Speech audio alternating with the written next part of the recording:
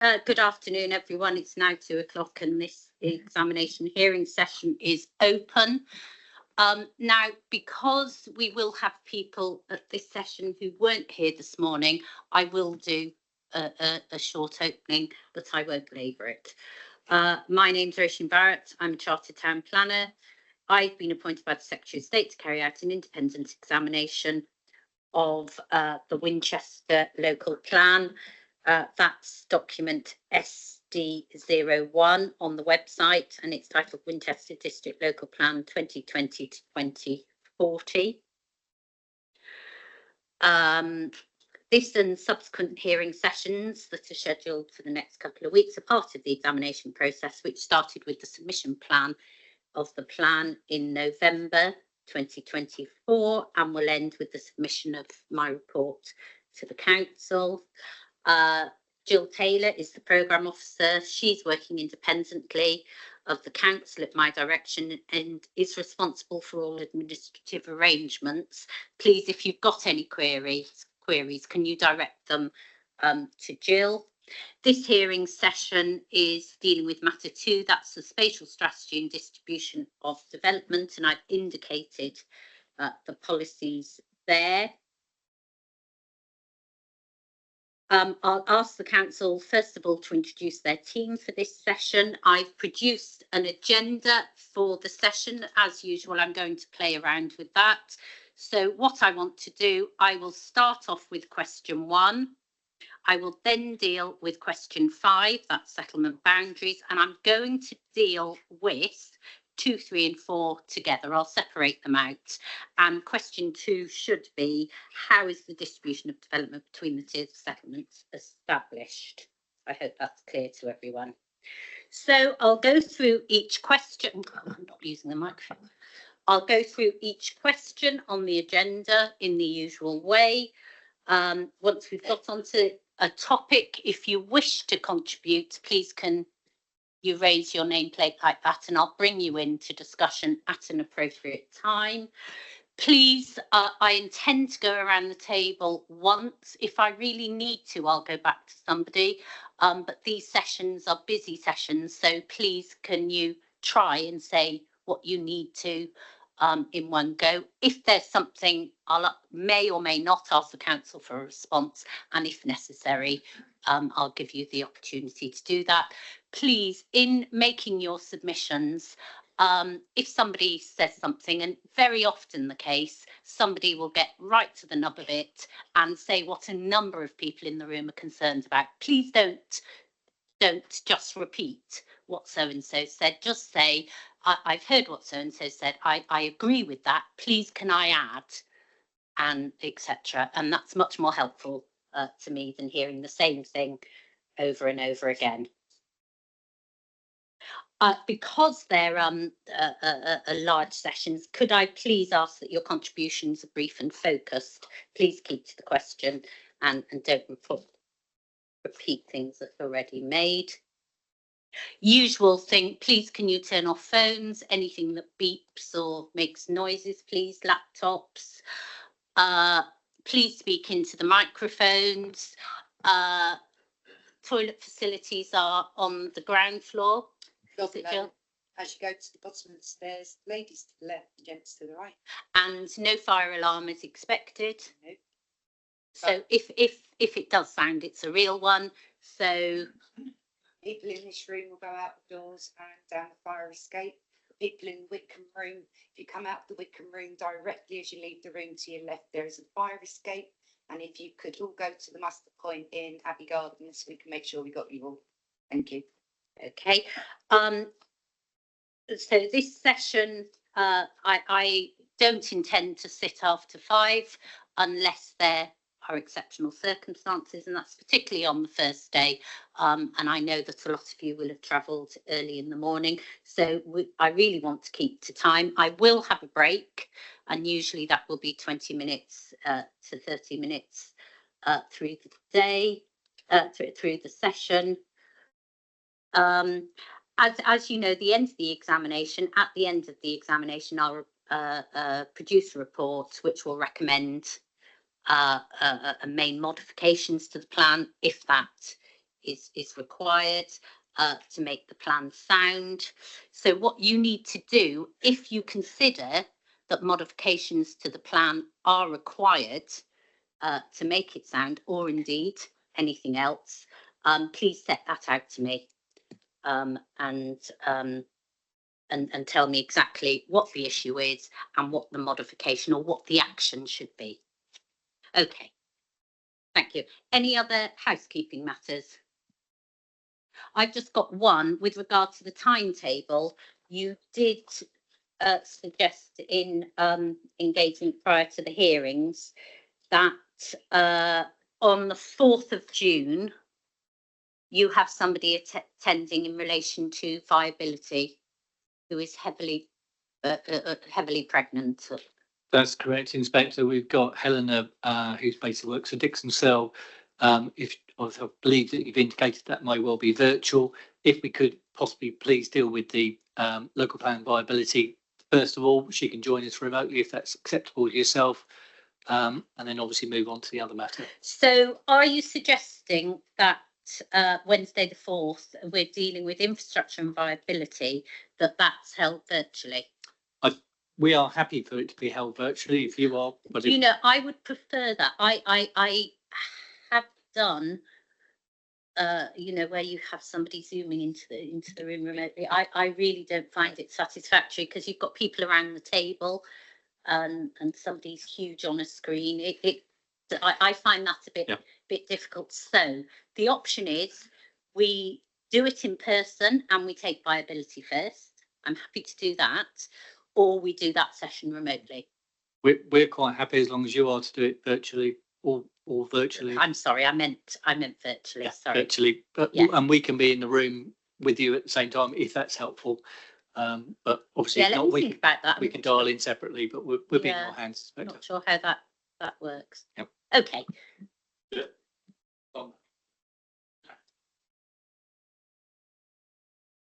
If it's decided that the morning session on the 4th of June will be a virtual session only, and I take your point about it is somewhat unsatisfactory having the hybrid sessions. Yeah.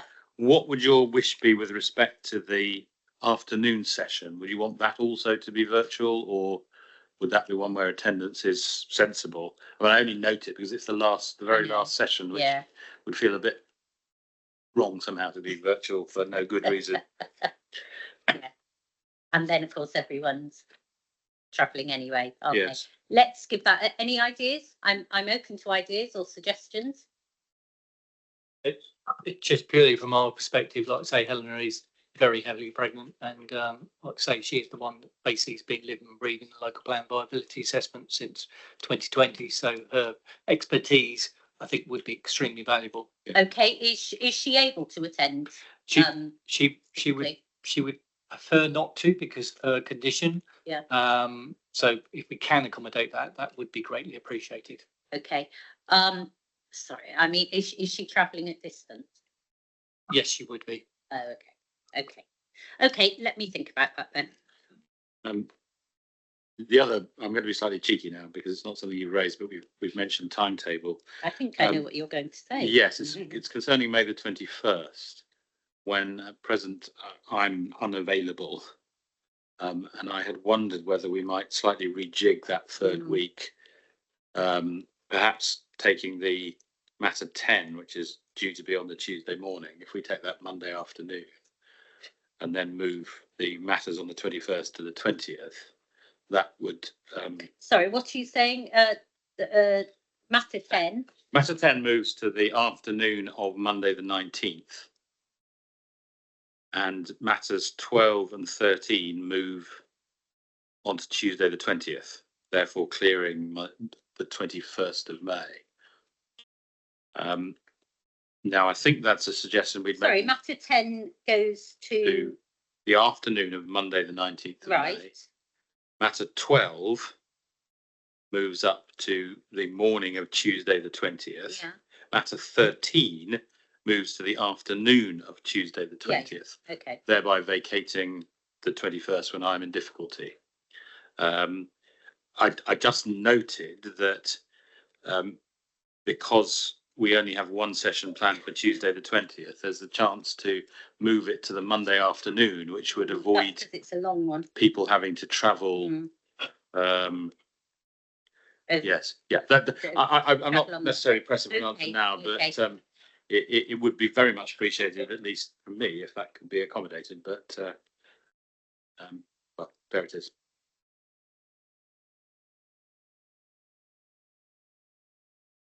Forgive me for jumping in, but could I just ask what was being moved there?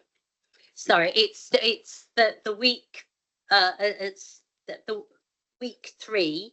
Yeah. And what is being suggested is sitting the afternoon of Monday the 19th. Yeah. And so that would be matter 10, and then Wednesday the 21st going to the 20th. The matters, so that's matter 12 and 13 on the 20th. Then not sitting on the Thursday, and then on the Friday we do matter 14 and 15, biodiversity and historic environment. Okay, I only raise that because I've got a slight difficulty. Well, I have got a difficulty on the Tuesday afternoon, the 20th, and obviously, ultimately, you'll decide what works. But changing the dates now often has implications for lots of people. Of course it does. But I have to say, all round, it is a provisional timetable. It might be possible that things move if we progress quicker. But I do take the point, Mr. Young. I do take the point. Okay. However, sorry, having said that, the virtual sitting on the 4th, I don't think is. Does anybody around the table have any view on that? No. Okay. Okay. I'll consider those and I'll come back to you. Any other housekeeping matters? Did Mr. Young say he had a difficulty on the Tuesday the 20th? Yes. That's when he is scheduled to be here with the current programme, and the change I've suggested would actually accommodate him. That's very kind of you. But in the morning, and I think you're suggesting an extra session in the afternoon that isn't currently there. Sorry? Sorry, Monday the 19th. What? Sorry, I haven't come to a conclusion on this. What is suggested is that we sit on Monday afternoon and do a full day on the Tuesday. Yes, it was the Tuesday afternoon that's my difficulty. I don't want to. I'm taking up too much. No, but I have to say that it might be that matter 10 goes into the afternoon anyway. Right. Yes. Understood. That might be the case. Okay. Understood. Okay. Thank you. Right. Let's move on. So we're dealing with the spatial strategy and distribution of development. First of all, I want to pick up on the settlement hierarchy. And obviously that was reviewed as part of the preparation for this plan. And what you've done is you've grouped the settlements, and it's very much based on the extant plan, isn't it? So you've grouped them. So you've got Winchester. Am I talking into that? You've got Winchester, then you've got the South Hampshire urban area, and then you've got market towns and rural areas. Okay, so those classifications, as we know, inform the spatial strategy, and they've been revised. 2022 was the, sorry, am I speaking to Mr. Ayling? Or yeah, 2022. They were revised as part of the plan preparation after the SIP consultation. And they were revised in a number of ways, weren't they? To take, for example, some was to do with the scoring on employment and secondary schools, and some were, and the other issue was whether they had mains, gas, and water, and that was adjusted. So we all understand that.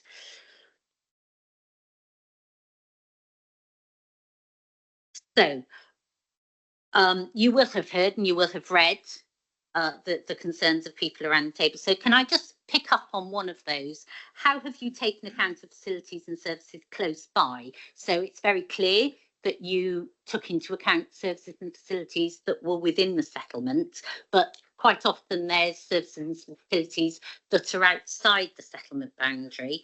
Tell me how you took those into consideration, because this is all about the walking distance, isn't it, or active travel and blah blah blah. Please explain. Sure, that's understood. And I should say I recognise that the settlement hierarchy paper itself goes through and explains the way in which that process has evolved from the process that was followed in support of the previous local plan. And there it refers to presence of services and facilities within a mile, 1.6 kilometres of the site, of the centre of each settlement, rather.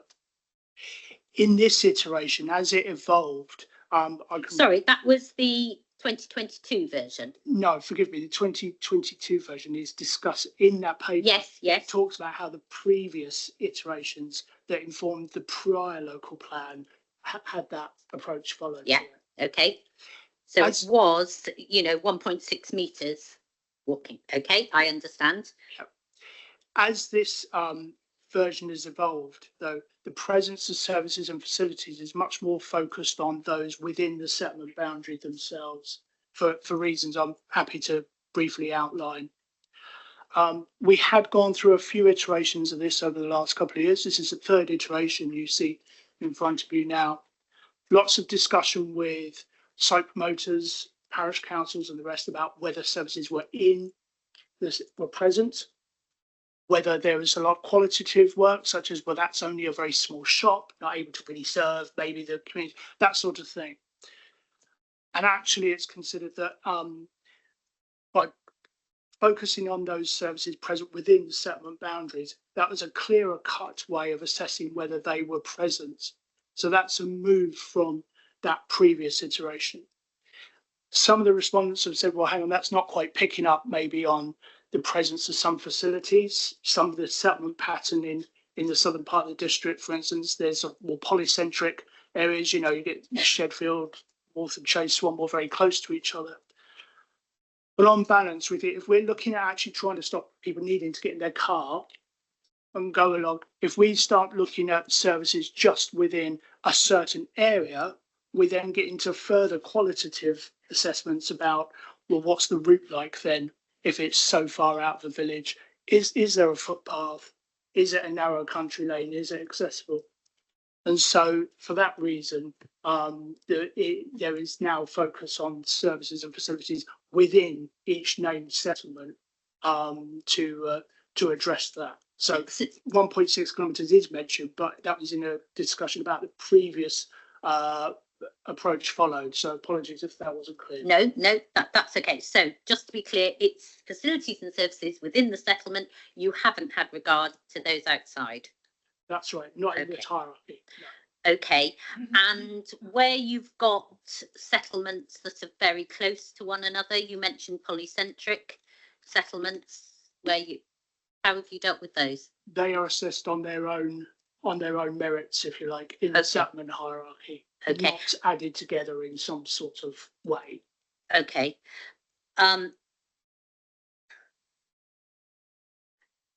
how have you dealt with, in the south of the district in particular, how have you dealt with a situation where you have services and facilities that are outside the district? Have you dealt with those in the same way? If they are not in the settlement boundary itself, then it's not because they're not in the district why they may not be counted, but if they're not in the settlement itself, then they're not relevant in this process.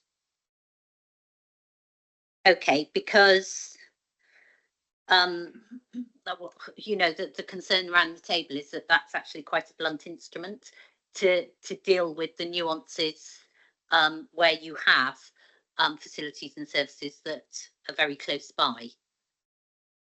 Yes, I mean, when it comes down to it, in the actual case of, say, most obviously sort of Newlands, for instance, in Southampton. I'm sorry. Sorry, when we look at some of the cases being raised, such as Newlands, which is South Hampshire, yes, it's quite close to Waterville town centre, for instance, which is outside of the district. Yes. In that case, because it is what I'm trying to say is that the place that although we ran an assessment and it is included in this document, and for interest sake, we showed what place Newland Centre would have. The document then goes on to describe it is actually part of a wider West Waterlooville area and has received an allocation for that. So what I'm saying is that although in that case the settlement hierarchy would not necessarily indicate that it should get necessarily a further development based on that standing, the presence of wider services and facilities can and has been taken account in the distribution strategy in cases such as that.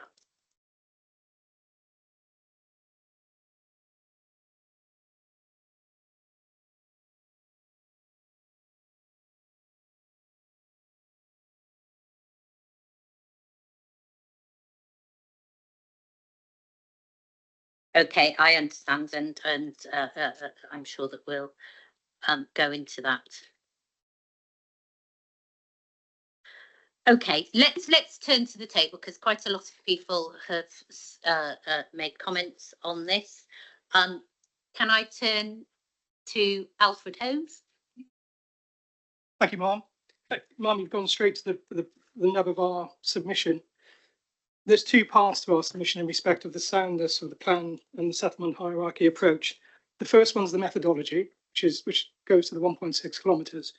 The second thereafter. Sorry, could you say that again? The first is regarding the methodology. Yes. And the non-application of the non-application. Okay. Yeah. 1.6 kilometres. The second concerns thereafter consistency of approach within that methodology framework that's been set. So, directing the inspector, obviously we've gone through paragraph 3.4 of the settlement hierarchy paper, and the previous methodology included 1.6 kilometres as a test. At the same time, I'm going to focus very closely on Littleton and Harestock. So Littleton is a village on the edge of Winchester. The parish council encompasses Littleton and the northern part of the city being Harestock, within which there's a local centre. So I'll refer back to that. There's also the Week local centre within 1.6 kilometres of the edge of Littleton as well, which is outside of the parish, but there's two local centres.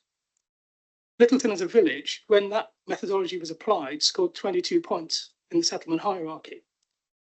Thereafter, once that methodology was amended, it was downgraded to 13 points, notwithstanding the presence of these services and facilities. And if I may, we did an assessment ourselves based on the application of the 1.6 kilometres for Littleton. And within 1.6 kilometres, we get back to 22 points using the council's own methodology. So we've got a GP practice, got two supermarkets, got two primary schools, convenience stores. It's a plethora of services and facilities, all within walking distance via a footpath to Littleton. So there's no explanation given within this paper why the 1.6 kilometre rule has been removed. But you can, Mr. Ayling did touch on that. We did. Can you comment on that? Specifically with regards to West Waterloo, I'll refer you to paragraph 5.4 of the settlement hierarchy paper, because they do take into account, and Mr. Ayling acknowledged it, they take into account the services in Waterlooville in respect of West Waterlooville, the Newlands allocation. So there's inconsistency in applying a position of recognising services and facilities outside of Newlands, but not recognising services and facilities in the parish of Littleton. I understand your point. So the second part of our submission concerns the application of the Sir John Moore Barracks. So this is a site you'll go and visit, of course, Ma'am, during your time with the local plan. It's a brownfield site on the edge of Littleton. So it sits to the east and the northeast of Littleton. Yeah. There's no primary school planned for within the Sir John Moore Barracks development, because the literature tells us that. There's no primary school afforded to Littleton in the settlement hierarchy, but the council, in allocating the Sir John Moore Barracks, is happy for those children to use the primary school within Littleton and Harestock. But my brownfield site within Littleton cannot benefit via the settlement hierarchy of the primary school within Littleton and Harestock. So there's a complete inconsistency of application of the methodology as well within this parish. So we've got a rather perverse scenario as a conclusion, where Littleton has two principal brownfield sites. So it has, Is that inconsistency in the application of the methodology for defining the settlement hierarchy, or is it about site selection? Because it's two different things. well, if you apply the same methodology to both brownfield sites, then you will have to apply the same methodology to the site selection process as well, and the settlement hierarchy. So the two go hand in hand. Okay. So, Okay. so I can frame it in this way. We have two principal brownfield sites in Littleton and Harestock Parish on the edge of Littleton. One's been allocated for 1,000 units, deemed a sustainable location for development. Mhm. The other has been deemed to be within one of the least sustainable locations in the district. And yet they share the same services and facilities within walking distance of 1.6 kilometres. It's a complete contradictory between the two. Okay. In terms of a modification, Mark, Littleton and the application of the 1.6 kilometres should be reintroduced and scored appropriately, which would then put it into a category where additional allocations for brownfield sites could come forward in accordance with the settlement hierarchy proposed by the council. Okay. Thank you for that. Mr. Is it Gately? Gately, yes, thank you. Yeah, thank you, Mum. Rather than getting drawn too far into the specific parts of the table, what I draw out is the overarching conclusion of it, which, whilst is correct to put Winchester at the top of the settlement hierarchy, as mentioned this morning, Winchester is only given a fractionally, a fraction of what it ought to get, 1/3 of the total. And I think that comes out of how the scoring has been done. If you look at the scoring in totality, Winchester gets 35, which is obviously at the top. It's only slightly above the next two, Bishop's Waltham and New Walsford, are on 30 each. And what we submit is that that doesn't rationally capture the spatial reality of this district. Winchester is many times larger than any of those other settlements. And just to draw a specific point as to how it's been counted, under the employment scoring, you effectively get a couple of points, or you don't get a couple of points, according to whether there's access to any employment in that settlement. And Winchester is given 2 points, so that's page 14 of the settlement paper. 2 points for having some employment, and so does Bishop's Waltham and New Walsford and several others. But Winchester has 50% or thereabouts or more of the district's jobs, which is a figure that comes from the council's evidence in its transport assessment report. A similar point could be made for several other issues as well, whether that's education. Yes, other settlements do have schools. Retail, yes, other settlements do have shops. But to provide only that effectively binary choice between a couple of points or not, according to whether they're there or not, just doesn't get you a realistic view of the spatial characteristics of the district as a whole. The remedy to that, obviously, we accept that Winchester is put at the top of the hierarchy, but in practice, in many districts, it would be a couple of tiers higher than the next one down. Market towns would tend to have a much bigger role in a lot of districts. So effectively, it's a far bigger gap that's needed, both in the settlement hierarchy between Winchester and the next ones down, which needs to be reflected in the apportionment of growth that we believe would be the outcome of this assessment. Okay, I understand. But as far as the settlement hierarchy is concerned, it's the role and function of the settlement that you feel isn't reflected. It's not reflected, and the use of the word town for Winchester, whilst accepting it's at the top of the hierarchy, that doesn't capture the reality of the preeminent regional city for this part of Hampshire. So is it a town or a city? It's a city. It is a city. Well, why does the plan call it a town? That's Sorry, just did I- historical reference. Okay. It's obviously confusing because obviously a lot of people call Winchester, and obviously it's the district. Yeah. So the distinguishing we made in the last local plan was Winchester town, to be clear that it's Winchester, because obviously Winchester district, a lot of people, whenever we appoint consultants, they always get in a muddle about basically where they're talking about. They're talking about Winchester district. Winchester Okay, I town. understand. Okay, so can I come back to the council, you've heard what's said, that, you know, it's too blunt, it isn't taking into account the role and function of the settlement. Does it take into account potential for growth or population or any of those sorts of the relationship with surroundings, etc.? And you've heard, sorry, that's the first point. And you've heard, I'm just interested to hear your response to this contradiction of, you know, you took into account services and facilities outside the district in relation to Newlands, but haven't in the rest of the local plan. Could you just address those 2 points, please?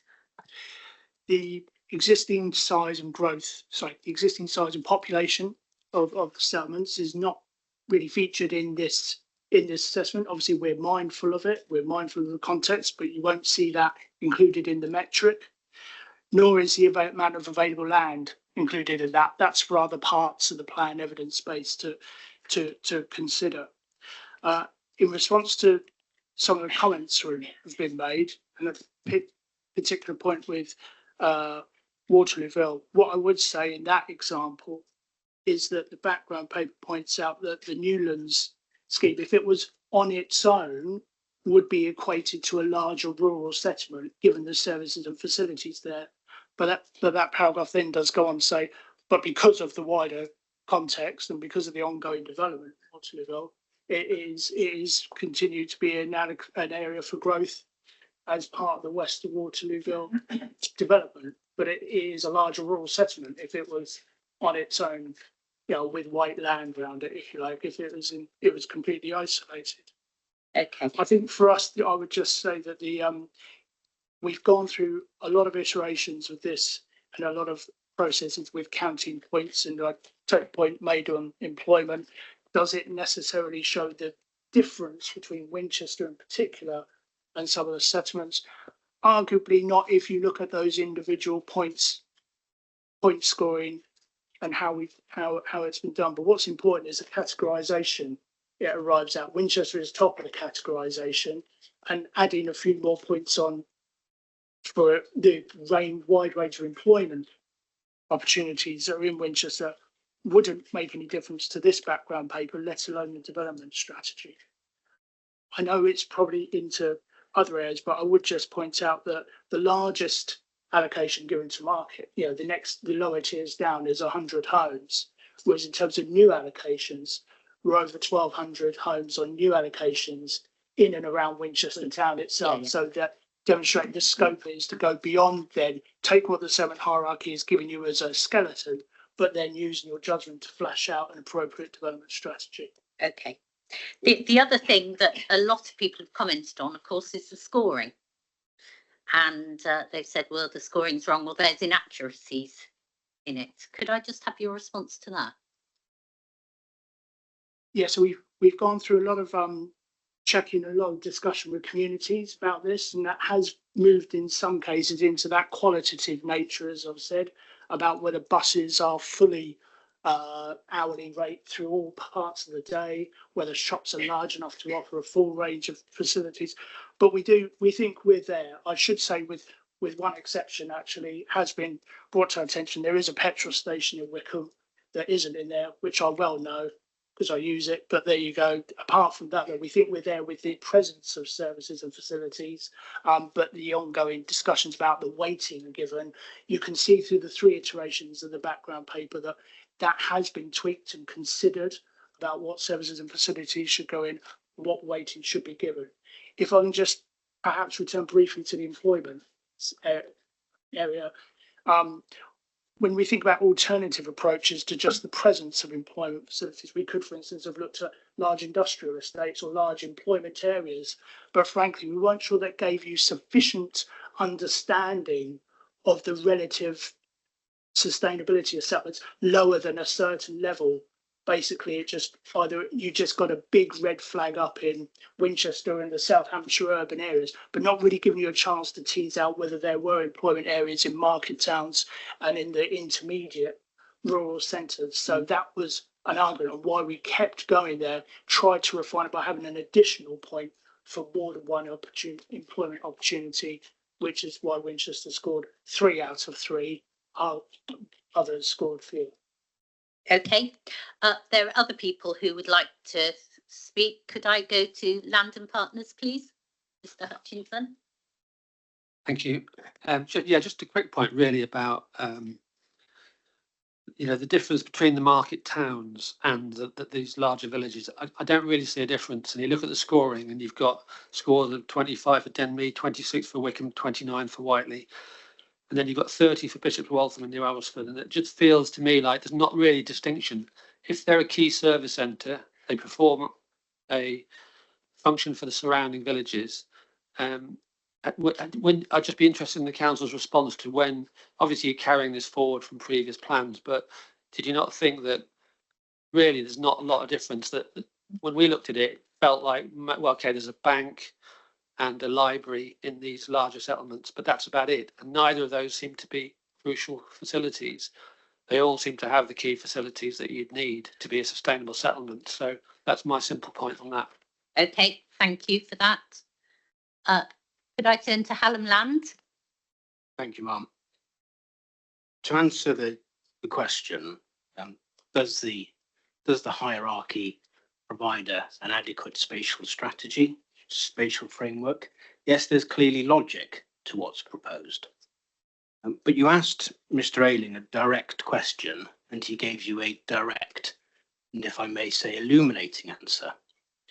And the council haven't looked beyond the settlements for facilities.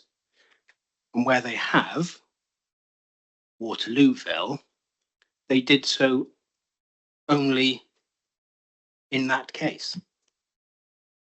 And that's quite a telling answer, because there are other settlements close to Waterlooville that equally benefit from accessibility to those facilities. Mr. Ayling's second answer was that Newlands would be equivalent to a large rural settlement if it was being considered in isolation, yet it attracts a much larger scale of new allocation than that category of settlement. And that's an important principle in terms of the justification.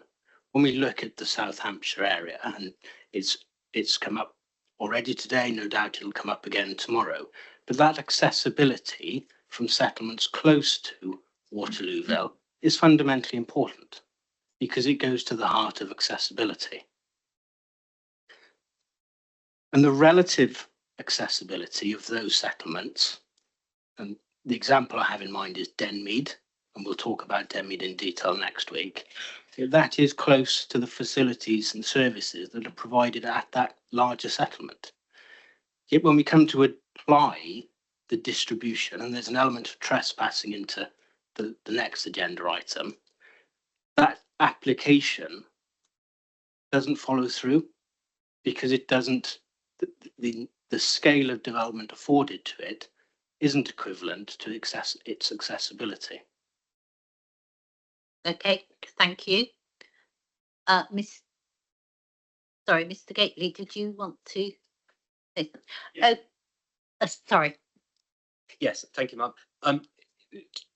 Appreciate you won't want to get too far into the scoring of every single facility, but all I just draw back to in my previous point is that if you look at the first 3 rows of the daily facilities and score, the only difference in the scoring between Winchester, Bishop's Waltham and New Alresford is the railway station that Winchester has. So in all other respects, the scoring given to those other 2 settlements, no issue with those settlements per se, Bishop's Waltham and New Alresford, are deemed to have exactly the same score across all of those, the presence of those facilities and services employed and so on, save for the railway station Winchester has.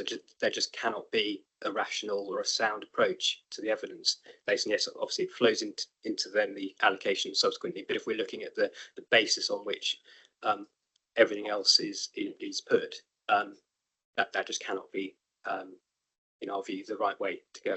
Okay, so how do you suggest it should be done? So the rating for individual services and facilities should bear relationship to how important that is to delivering sustainable growth. So if you have, So you should look at the, so rather than having 2, 1 or 0 points, it's been the case of most of these. If you've got 50, let's say 50% of the employment growth or the employment within the district, that would merit not just 2 points, it might merit 10 points relative to a settlement that's got a small amount of employment. I'm not going to invent a new way of rating the settlements, on the fly, but I think it's that the point is obvious that if you're in that league, then it merits more than the same score as another settlement many times. okay, I get it. Okay, Mr. Young? It's so extreme, isn't it? Winchester has got so much, and you have to go out to the high street at lunchtime to see the level of shops and services and facilities, and that's what you just see there, and all the jobs there. It's on such a greater scale. We're at risk of sort of spreadsheet absurdity or irrationality by failing to see the wood for the trees. Winchester should be getting lots more. Your question is, what's the answer? Either to have an approach which adopts a higher range, so up to 5 or 10, to properly reflect that and show that Winchester is head and shoulders above, or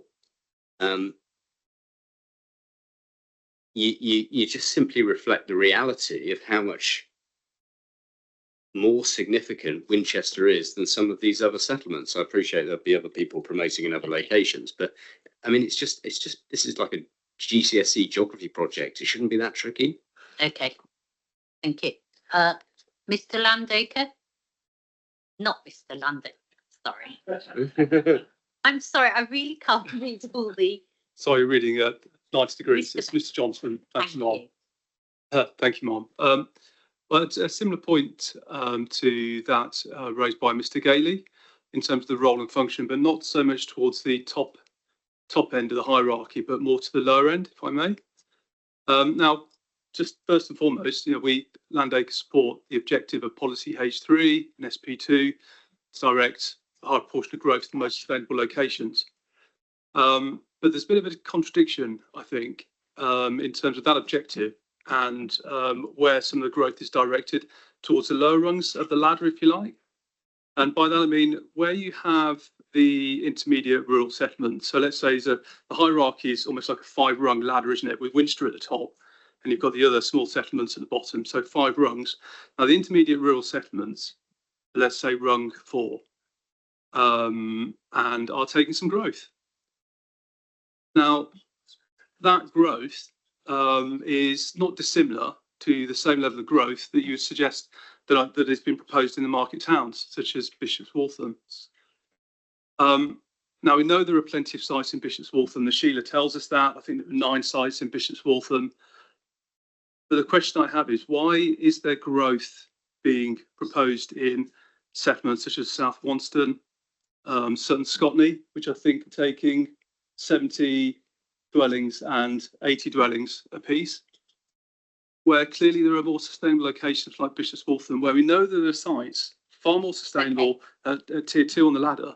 And it's just I don't think there's a justification there in terms of, well, let's put some growth in the small settlements to improve the sustainability. Because when you're talking 70, 80 dwellings, that's not going to achieve an improvement in sustainability just by 70. It's not the scale of growth that's going to achieve that. So it's just, I think there's a bit of a contradiction, if you like, in terms of. No, I understand that. I don't want to move on to the distribution at the moment. I just want to keep to the settlement, the methodology used and the outcomes of the settlement hierarchy. But I've heard what you've said. Sorry, is that for Simon? It is, Yeah. yes, thank you. I won't speak for long because I'm probably bordering on going into the distribution and development as well, but just to reiterate really what Helen Land said, is that obviously appreciate that the council has to start somewhere and you have to apply a methodology, but you also then need to add a sense of realism. And I think our concern is out in our reps with specifically Curdridge, is that you perhaps have to look outside the existing settlement. There is no settlement boundary, but you have to look outside it because you've got a railway station that is on a main line, along with a shop and employment opportunities that is within walking distance. And I've just checked along a paved road with a pavement that is now a lower tier settlement and not receiving growth. So I don't want to go into the settlement sort of distribution and the development spatial strategy, but I think you can't just have a rigid tool. You need to then apply a layer. Okay, I understand the point. Okay, so you've heard the points that have been made. There's quite strong criticism of the approach that you've taken. What do you, in relation to settlement, facilities and services outside settlements? Sure. I think one thing perhaps hasn't come out quite yet, what we've been discussing, is with regards to Newlands and West Waterloo in particular, it's been highlighted as an example. Got to remember that that whole development is envisaged to be, if you like, a missing quarter of Waterlooville, and that will form an integrated part of Waterlooville when that's developed. So I think concerning that there is, if you like, it's incorrect to bear that in mind. Is wrong, because it is not a nearby settlement, is what I'm trying to say. It will be part of that settlement as it comes forward. I think is that your rationale, that the fact that it is part of that settlement? Yes, it is will. That your rationale? Yes. Okay. It's planned and designed and envisaged as part of that. Yeah.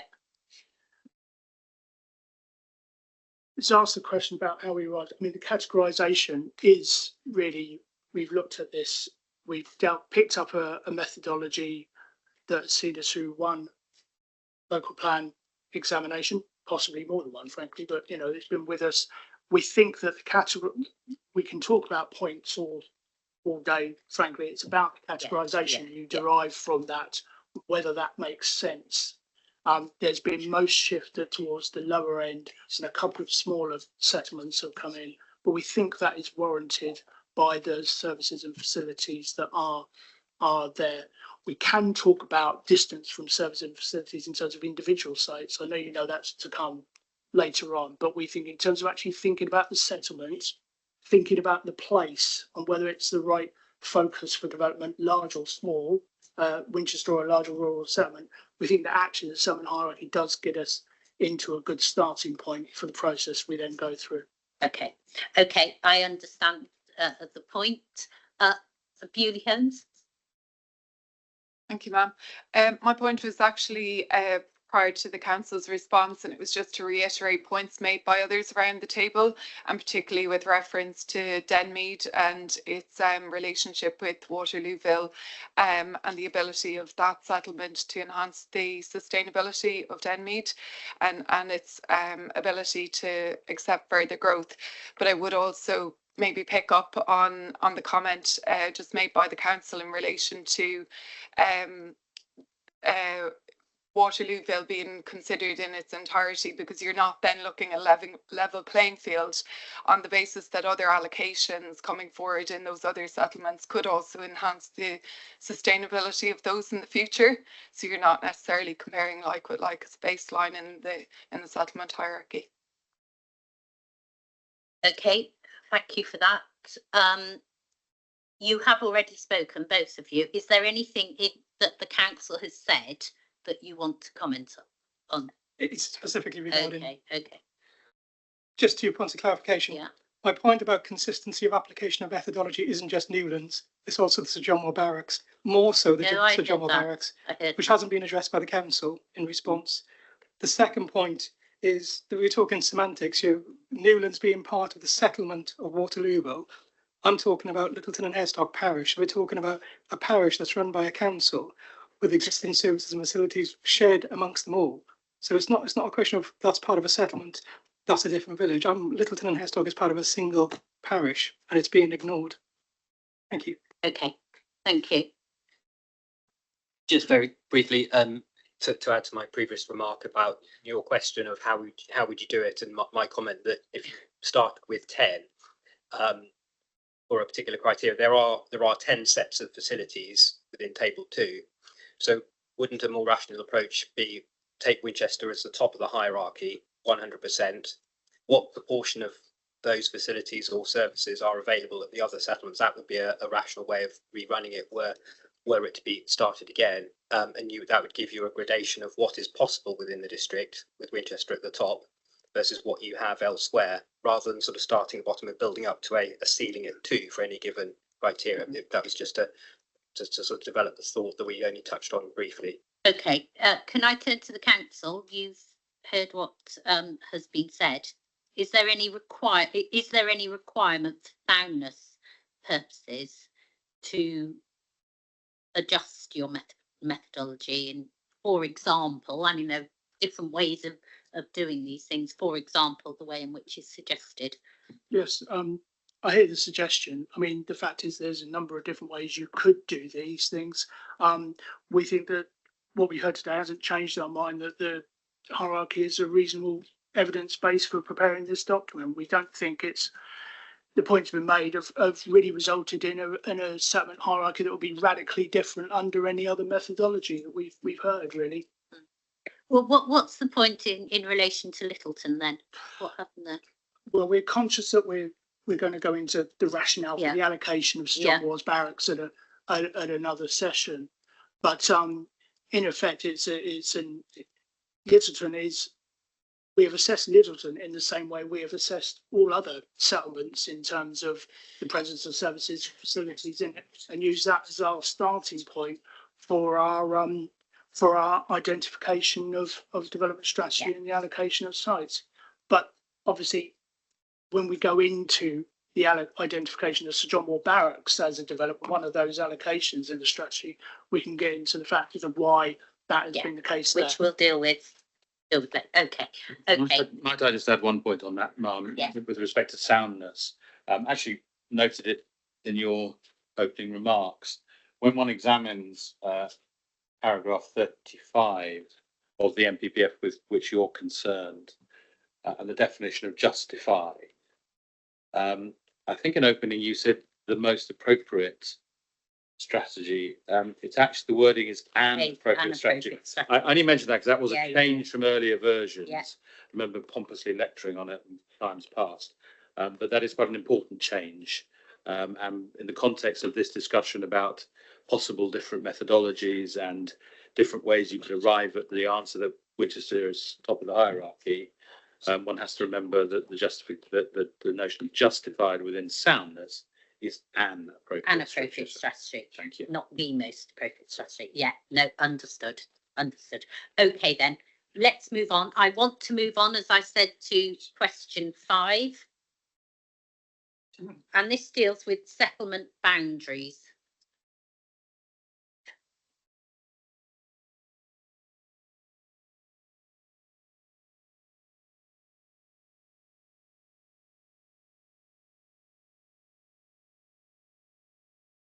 So can somebody talk me through how have settlement boundaries been defined?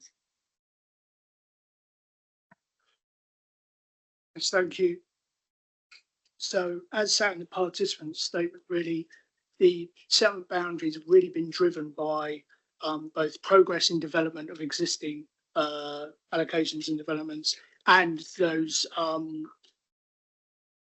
arising from the development allocations set out in this strategy. There are, in 1 or 2 cases, there's been a small adjustment, South Monstons mentioned, where there's been a, if you like, what's considered a logical change to the boundary in that location. But on the whole, they have arisen through the allocations in the plan, and that is that's changes to the boundaries, isn't it? Changes to the boundary. How are they defined? I mean, I think it's quite closely to the built form. Forgive me. Yes. Is that? Yes, it's following the approach that has been followed over previous plan iterations. So the boundaries are drawn quite closely to the built area. Form. Yes. Okay. And how have you assessed that? It's really been, if you like, a rolling forward of the previous boundaries, looking at then areas that are suitable for further development, allocations for housing, or all the rest of it through the site allocations process. And that's really driven whether or not we've got the boundary right there, whether that location offers a sustainable opportunity for development, that sort of thing. What I can't say, what we're not presenting and haven't done, is a standalone settlement boundary review document that did that blind, if you like. That wasn't the case. It was instead it was in response to development opportunities and what arose through that site allocations process. Okay, so you've rolled forward the settlement boundary. You haven't undertaken a district-wide review, but what you've done is adjusted in relation. Yes, it's what there has been is it's been bound up with the first Sheila and then site selection process. That's been the review of settlement boundaries. There has not been a distinct settlement boundary review process on it. So Was there any reason to do that? Well, we didn't consider it necessary. We thought that we could make sure that we pick up, for instance, brownfield land, good opportunities well linked to the development area. I know we'll return to this, but we think we could do that through the site selection and allocations process of itself, rather than as a distinct, as a separate sort of more academic process, if you like. Okay, so what you're planning to do, you've got quite, I mean, for example, St John Moore is a good example where, and you've got other large allocations where you haven't adjusted the boundary and you're saying, well, we'll do that. Is my understanding right? What you're saying is that once that's master planned and you know the extent of the bill form, then you'll carry out that review. Yes, that's right. So it envisages that future iterations of the plan will pick up those developments as they crystallise. Yeah, as they review, there will need to be a settlement boundary review, if you like, as part of that next plan that shows actually distinguishes between the countryside and the developments themselves. This is an approach that was followed in the previous plans that allocated these major development areas, West of Waterlooville, Barton Farm, thank you, others. And at that time, we weren't quite sure where you could draw a line. So therefore, it's been left as, they were left as allocations without a settlement boundary point. I think some of the participants say that that's perhaps an awkward way of doing it. We think through the wording of SP3 that we've hopefully clarified that, but we'll get on to that, I'm sure. But it's really about, at the moment, we don't feel we can draw a line today, and that's why, for a similar reason, that approach has been applied for the Sir John Moore barracks for the same reason. Okay, because obviously SP3 very closely speaks about the countryside and the settlement, but I know, let's not get into the detail of SP3. Okay, does anybody wish to say anything on that? Okay.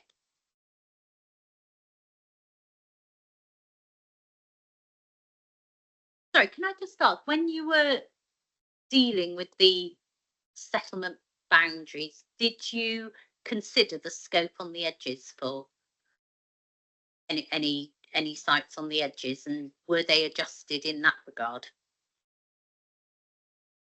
They were considered through the site allocations process. So the development strategy and site selection, it outlines so that the shortlisting included sites adjacent to the existing built settlement boundary there. So in other words, we're looking at the available land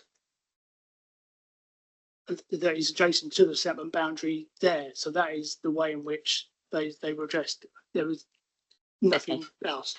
No. Okay then. It's now 3 o'clock.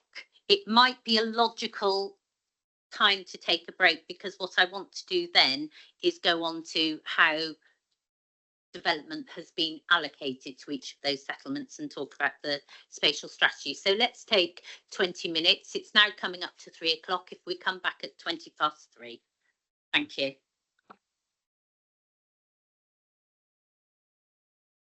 Okay, everyone, it's now 3:20 and this session is resumed. So I want to deal with questions 2, 3 and 4, and there's overlap between them. So first of all, to the council, please, how was the distribution of development between the tiers of settlements established? And I've got in front of me page 221 of and that's policy H3 of the plan. We're only dealing with housing here.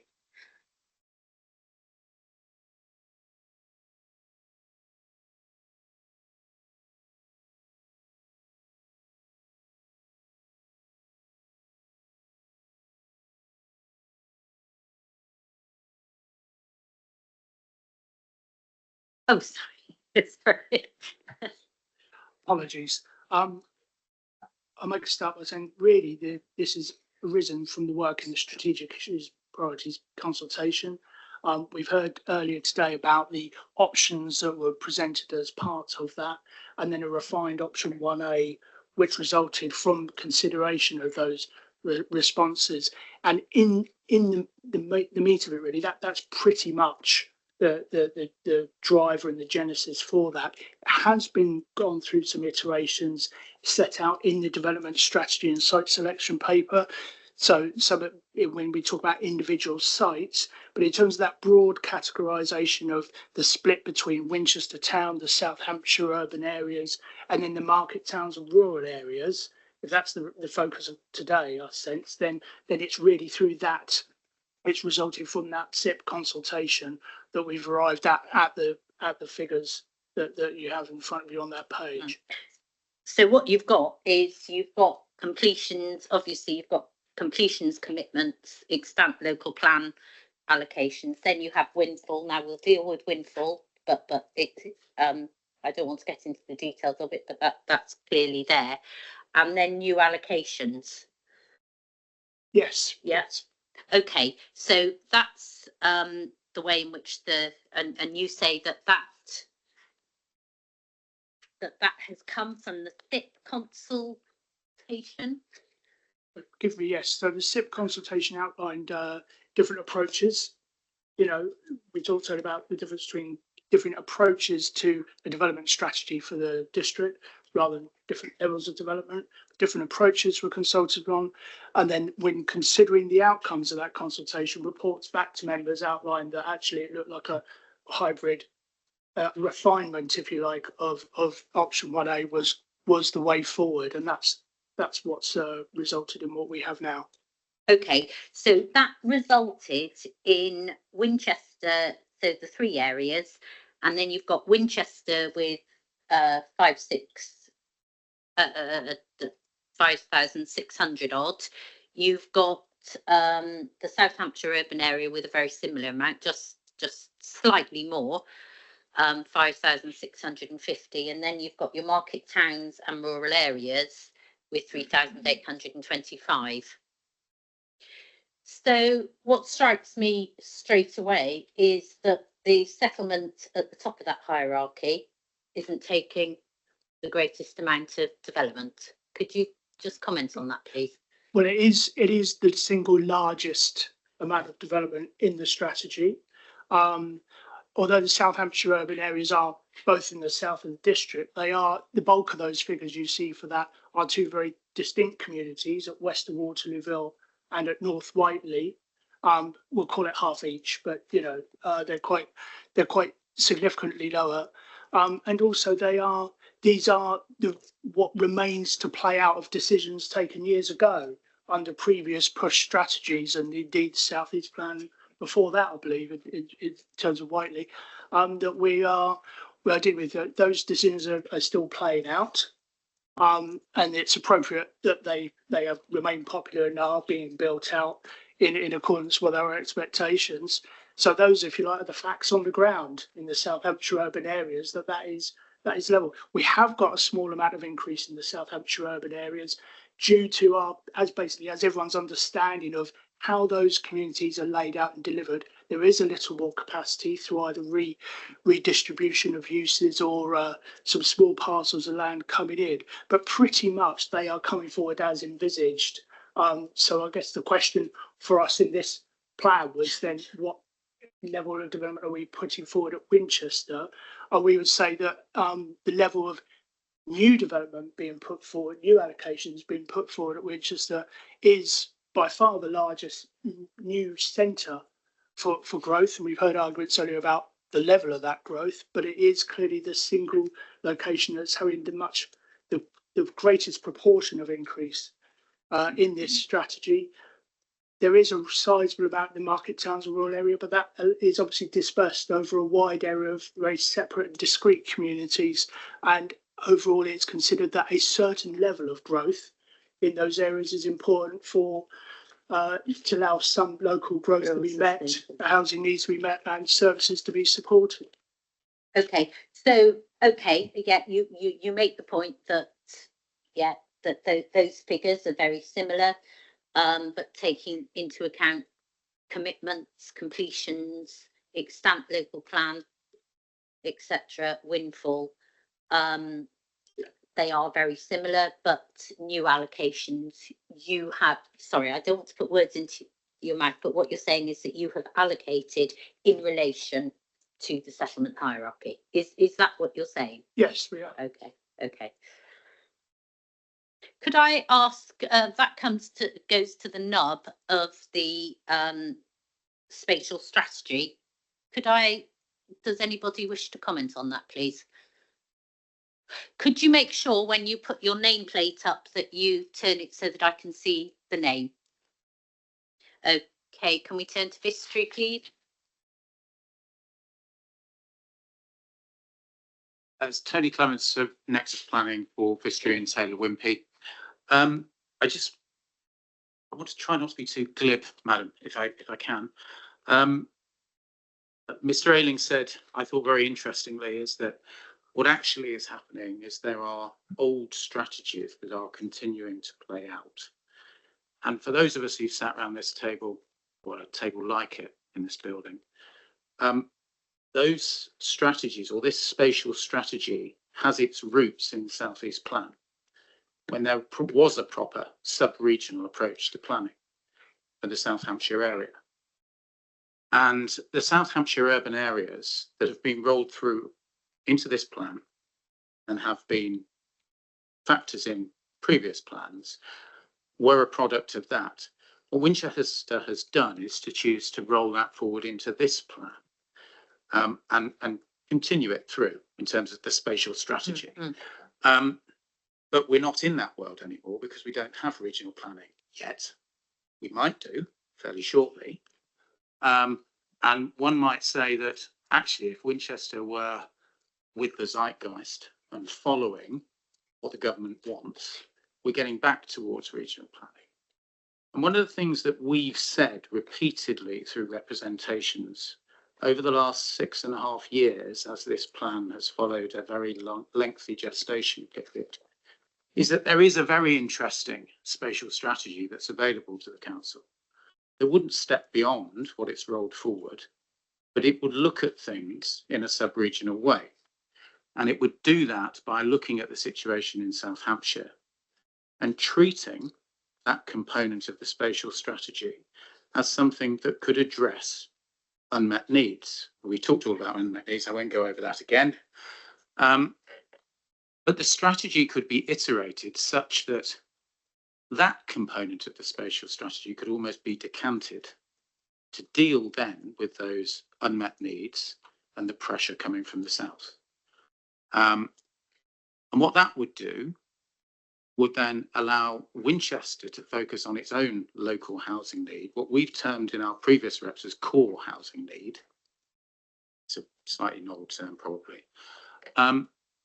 And then look at the actual settlement of Winchester itself, which is the primary settlement in the district, the most sustainable location in the district, as the council's own evidence acknowledges, and focus its efforts on allocating development at Winchester in the most sustainable location, and then where local housing needs is addressed, to let growth filter down to the settlements within the market towns and rural area.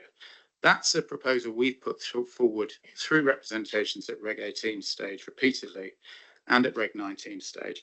It hasn't been listened to. I'm in the rather strange position here of representing clients with a very large land interest. And so almost what happens through this examination won't make a great deal of difference to my clients' actions because we are plan-led. And we would expect to be plan-led in bringing development forward. So I'm not here banging a drum for the plan to fail necessarily so that we can put a planning application in. We want a proper approach to spatial planning across Winchester, and we haven't had that. We've offered it repeatedly, but it hasn't been accepted because, well, I would suggest it hasn't been politically palatable to do so. Interestingly, Winchester has said and has always used the government's methodology as the arbiter for housing growth within the district. We will deliver what the government tells us to do. Sadly, that's not what they're doing now. We'll get into that. I know tomorrow. we will, ma'am. So that's probably enough from me. It's a slightly wide-ranging point, but I think it goes to the heart of the spatial strategy. Okay, thank you for Thank that. you. Belway Homes. Thank you, ma'am. Daniel Wiseman from Gillings Planning. And I'm not going to cover what everyone else has said, but notwithstanding our concerns with the methodology, we accept that there's been this rolling over of policy. And yet Sorry, what methodology are you referring to? in terms of the settlement hierarchy. Oh, right, yes. But yet there is still a disconnect between what Bishop's Waltham is taking compared to previous local plans. So obviously the local plan part 2 allocated 500 homes for Bishop's Waltham, and yet in this local plan it's effectively been downgraded, yet it scores second to Winchester. So notwithstanding our concerns with the methodology, there is a fundamental disconnect between locating homes in the right places. Okay, thank you. Taylor Wimpey. Thank you, Ma'am. Jeremy Gardner at Pegasus Group, representing Taylor Wimpey Strategic Lands interests in the market towns and rural areas part of the settlement hierarchy, and particularly with regard to the way in which housing numbers have been distributed across the larger rural settlements, Ma'am. May I begin by saying we support the plan's spatial strategy for distributing housing across the hierarchy of settlements based on their relative sustainability, and Mr. Ayling's explained how that's been done and how facilities and services within settlements have been taken into account as the basis for that. And the larger rural settlements, as noted in Policy H3, Colden Common, Denmead, Kingsworthy, Swanmore and Wickham, and Swanmore was moved up from the previous hierarchy into this category, partly because it has a secondary school and other facilities. Policy H3 proposes 610 homes to be allocated across those 5 settlements. If you go to the table on page 389 of the plan, Ma'am, there's some narrative there about how housing allocations across those 5 settlements are to be identified. And it says, I quote, the larger rural settlements, those 5, were asked to identify new sites for 90 to 100 dwellings each. Sites are allocated for this scale of housing in Kingsworthy, albeit, Ma'am, please note the 2 sites allocated in Kingsworthy are both for older persons housing. So there's no market or affordable housing coming forward in Kingsworthy, which is effectively a large suburb of Winchester. Denmead is taking forward a new neighbourhood plan.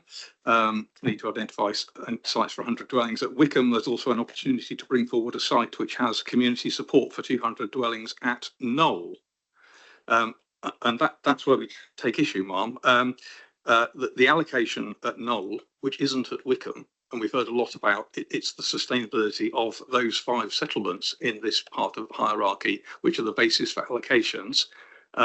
It is skewed by the allocation of 200 units at Knoll, and that's 200 out of just 610 across those 5 larger villages. So it's almost a third of all of the numbers to be allocated across those 5 much more sustainable settlements. Knoll is a very small settlement with limited facilities, and is separate from Wickham, as illustrated by the plan on page 454 of the plan, Ma'am. It's some distance from Wickham, reached by way of Males Lane, which is a relatively narrow lane with no footways. So it's a sort of location where you would not expect development of that scale to be allocated in the plan. Of all the more concern, Ma'am, because that 200 unit allocation is on a site which is subject of a planning application which was submitted in 2018, had a delegated report recommending its approval in 2019, subject to the completion of a Section 106 agreement, and the application is still live 6 years later. So there must be considerable concern around the likelihood of that site actually delivering. What it does do, as I say, is skew the whole allocation of numbers against the larger rural settlements tier in the hierarchy, Ma'am. And what that allocation leads to is the fact there are no new allocations at Swanmore at all in the plan.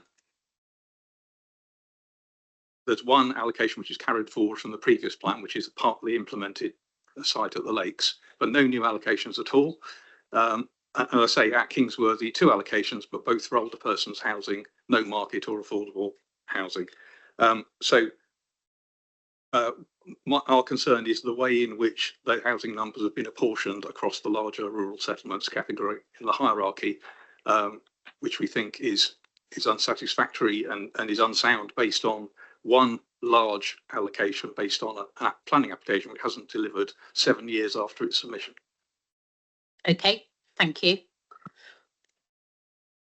Alfred Holmes.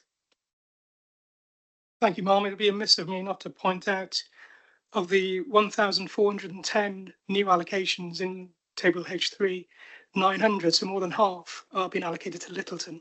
And the Littleton, so showing the socio-economic relationship between Littleton and Harestock and the city. So the numbers for Winchester are being met by the Sir John Moore Barracks in Littleton itself, which goes back to my point earlier about the functional relationship, Mark. Okay, thank you.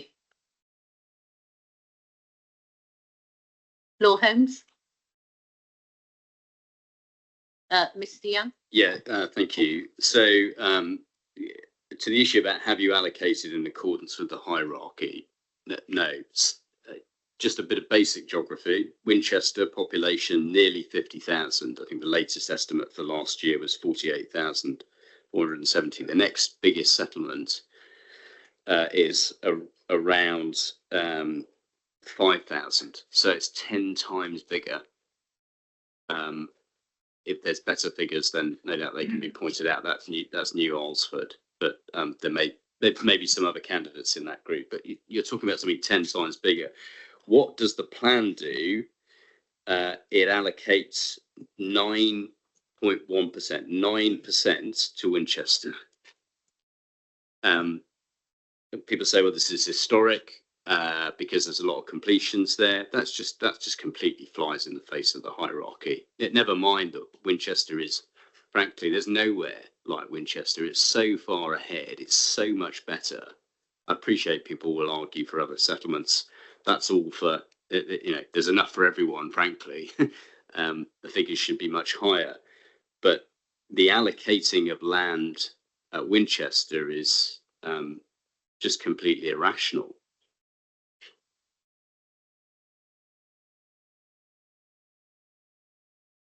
Mr. Gately. Yeah, just to add that if you were to compare that 1,410 at Winchester quotes town, that's not even as great as the amount attributed to windfall in the plan.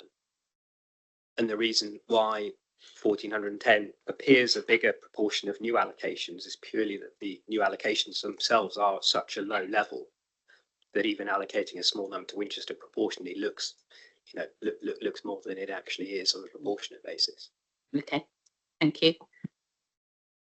St Philip's Land. Thank you. I just wanted to sort of raise a point with regards to the intermediate rural settlements at the lower end of the tier. Colleagues have talked about how the larger rural settlements haven't been, or the sort of rationale and the approach for the level of growth for those settlements. I also wanted to sort of take that down to the intermediate rural settlements as well, as to how the hierarchy has translated into the sort of numbers that have been provided.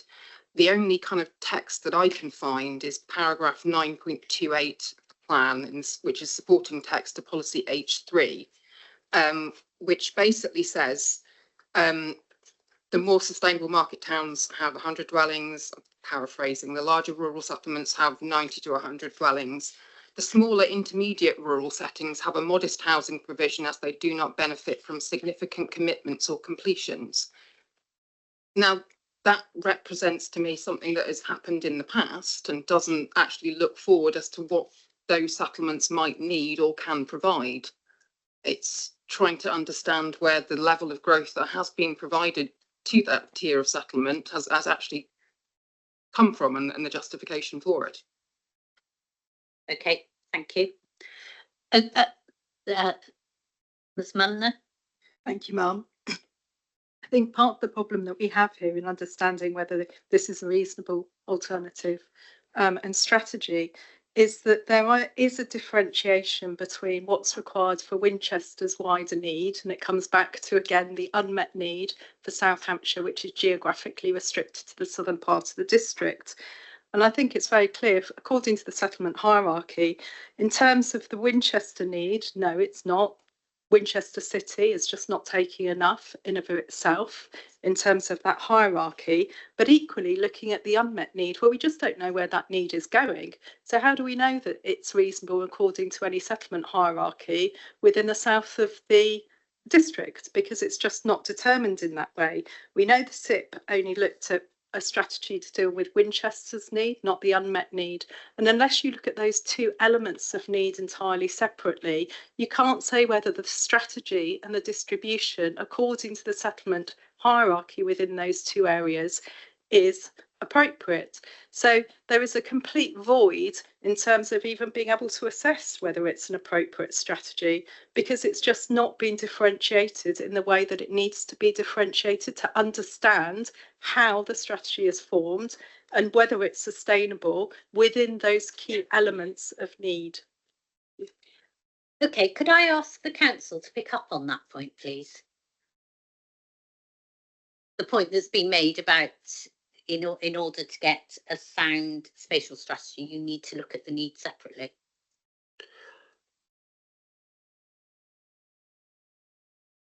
It is a case that as the plan's been brought forward, it's been looking at the process we've been discussing, sustainability of settlements and the rest of it. There have been also discussions about the extent to which we meet unmet needs in other authorities and whether we could or should identify certain allocations, certain developments for, if you like, unmet needs. We decide we don't think that's appropriate. But what we can do is look at... Why isn't it, sorry, can I just interrupt? Why isn't it appropriate? Sorry. Well, look, I think we've had this discussion briefly, this morning about, I don't think you can dictate that the people who live in the South District will work or necessarily gravitate to the South District. Where people live is personal choice.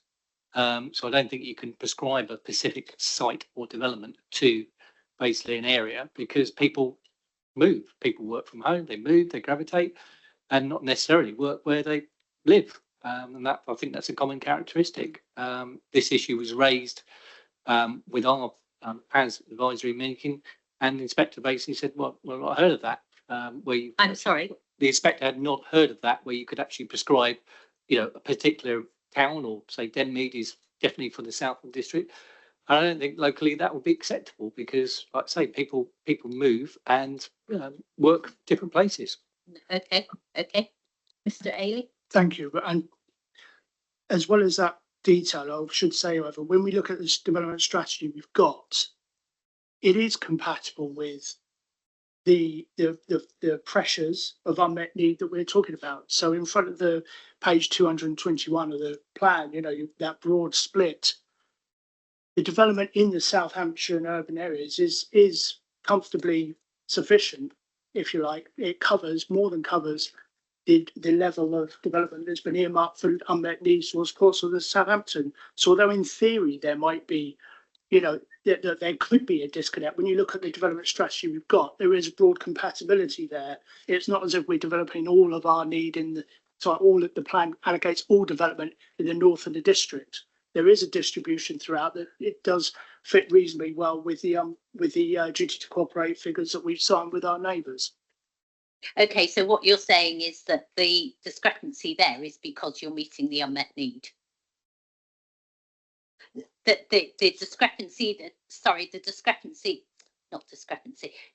difference between Winchester Town and South Hampshire, and the fact that that is higher, is because you're attempting to meet unmet need. Is that what you're saying?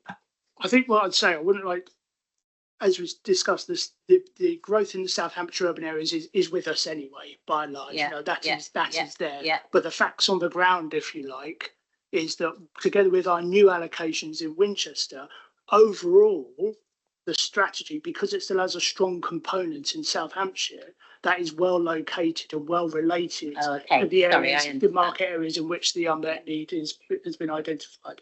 Okay, okay, I understand.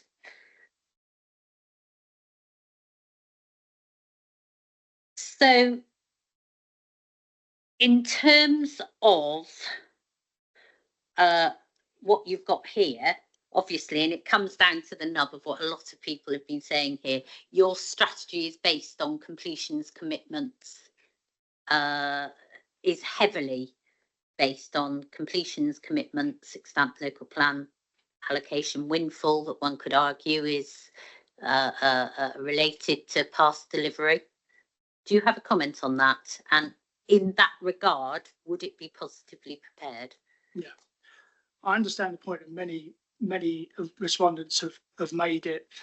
What I would say, however, is that in a way, this is largely resulting from the fact that this council has taken long-term decisions in previous plan making rounds for development that will span a couple of decades. You know, it can't be to our disadvantage that we've previously laid out significant development areas at Western Waterlooville and at North Whiteley. In other words, there's naturally going to be a larger, perhaps larger than you might often see in a greenfield district of rolled forward plans, rolled forward sites. We'll get on to their delivery later, of course, but nonetheless, these are large strategic sites. It is inevitable that they will be a large component of our supply going forward because of the nature of the development strategies that we followed in the past, taking advantage of those larger opportunities. Okay. Sorry, were you going to say something? Okay, does anybody else wish to say anything? Foreman Homes, please. Yes, thank you, Holly Sturgis, representing Foreman Homes and Vivid. I just wanted to... Sorry, Foreman Homes. And Vivid, it's not on the website. I just wanted to come back on a couple of points on the South Hampshire urban area. The table in H3 references Botley as an area within the South Hampshire urban area for a distribution of growth. This is currently misleading as there are no... Sorry, what does? Table under H3, sorry, the policy H3. Okay, yes, yeah. References Botley, but this is misleading as there's no allocations or spatial development proposed at Botley, which the area should probably say east of Botley, given Botley is actually outside of the district. Yes. This is an area that has been recognised and identified by the Partnership for South Hampshire Spatial Position Statement as an area to focus on for that unmet need. So this should be considered as part of the current spatial strategy. That need we know is at the moment 1,900 dwellings. We would expect that need to be met within the South Hampshire urban area, given that's the area the unmet need is for, whereas there's only 500 new allocations proposed in this location. So therefore, where are those houses going? There is no strategy despite one being identified at the area east of Botley. Okay, thank you for that. O'Flynn Group. Thank you. Just trying to, I guess, draw a few strands together around the spatial strategy justification.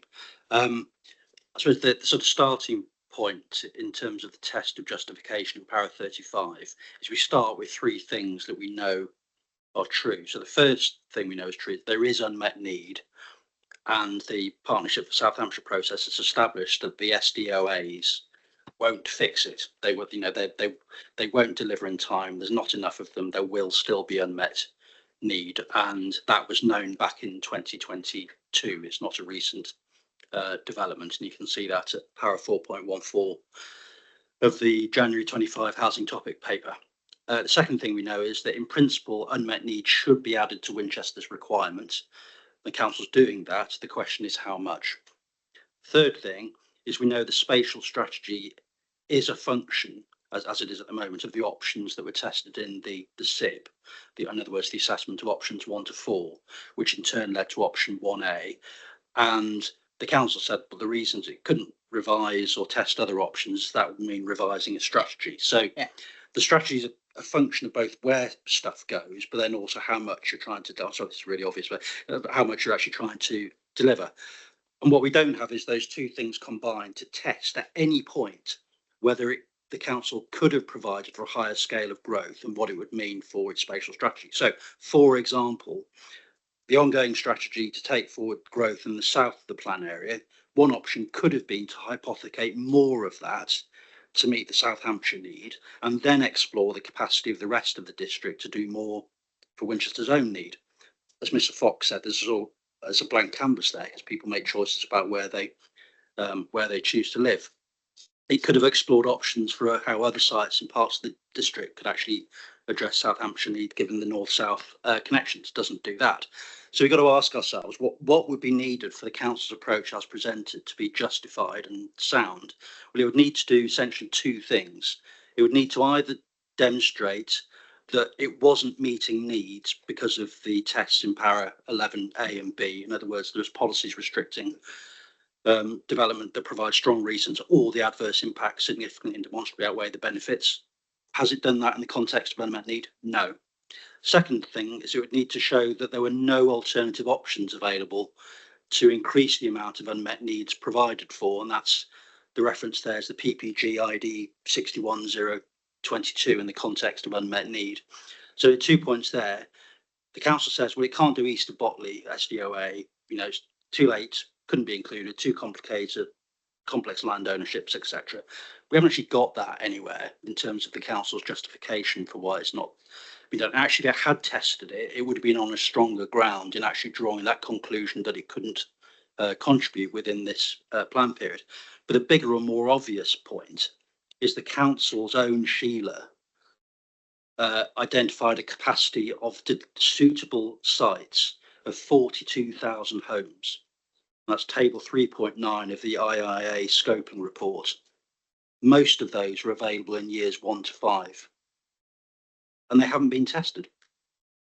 So the answer is that the council hasn't justified its approach, and we know, because it's dealing with unmet need, that the situation can't be deferred to a future plan. The Para 35 tests of the PPG are clear on that. So we are in what Mr. Opacic referred to as the no stone unturned world. And, effectively, I'll be slightly unfair maybe, but effectively we've got a kind of one stone turned strategy with not enough other options explored. So what do we do about it? Well, the council said that it will start work in July this year on a new plan and complete the consultation on that in Q3 2027 for submission. So effectively it's giving itself 2.25 years to develop a new strategy that addresses the new MPPF and its own much higher level of housing need and the much higher level of unmet need. So it's setting itself a very significant task to do that very quickly. In a sense, it needs to just get on and do that. The question is whether addressing the deficiencies in the existing plan, within the 6-month no pragmatism timetable is possible.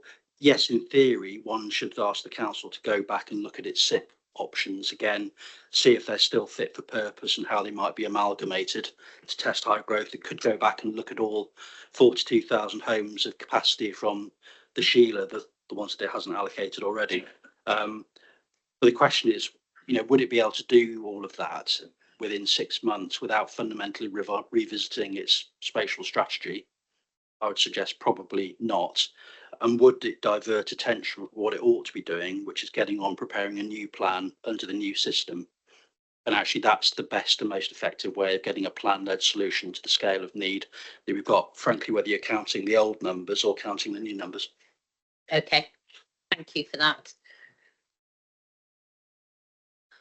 Waits, please. Thank you. Peter Canavan at Carter Jonas on behalf of Waits. I too was going to take you to the land availability assessment, so I won't say much more than Mr. Spry has just, but I think that the same can be said for the tiers of the settlement hierarchy and the capacities that have been mentioned, that and Ms. Jones touched on it just now, that the justification for the numbers, and particularly the numbers quoted in the tables on pages 389 and 390, where settlements were, quote, asked to consider certain numbers, the justification for those numbers is still missing.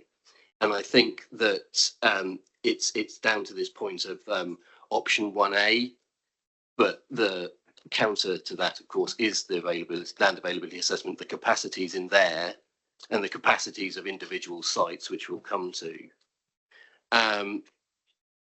But what we've heard from the council is that a certain level of growth was considered. We don't know what level, and we don't know how the numbers in the tables on page 389 and 390 were alighted upon, and what the genesis for them was. Okay, can we ask the council that question, please? Can I? Mr. Opachik? Opachik, yes. Can I pick up on a couple of points, particularly Oakland and Vistry, but picking up those points as well? And I want you to pick up that point that was just made, please. Well, that's what I'm coming on to. Yeah, yeah. I think it's important, firstly, that there's been talk of the South Hampshire urban areas, the push area, South Hampshire. They aren't necessarily all the same things. So the South Hampshire urban areas that you see in policy H3 are those parts of the district immediately adjoining urban areas within South Hampshire and outside the district. So immediately adjoining Waterlooville, Whiteley and Botley. And just on the Botley point, it is true there is no new allocation there, but there are commitments there, which is why that's included in the South Hampshire urban areas. The push area is wider than that. It includes the whole of the south of the district. So many of the settlements that are in the market towns and rural areas are also in push. So you shouldn't be led into believing that the whole potential for development in the South Hampshire market areas is just in the South Hampshire urban areas. It's in the whole of Winchester, the south of Winchester. Yeah.